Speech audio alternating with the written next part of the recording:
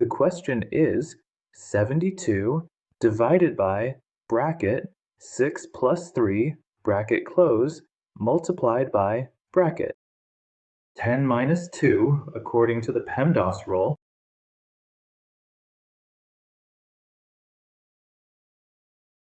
Three for parentheses, E for exponential, M for multiplication, D for division.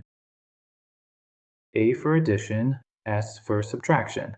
First, we'll solve the parentheses. We know that multiplication and division are treated equally. Similarly, addition and subtraction are also treated equally. So let's solve it. Now 72 divided by, here, we'll solve the parentheses first. So 6 plus 3 becomes 9, multiplied by 10 minus 2. 10 minus 2 becomes 8. Now let's solve further. 72 divided by 9 multiplied by 8. Now we need to check from left to right. We know that division and multiplication have the same priority, but when checking from left to right, whichever comes first gets the first priority.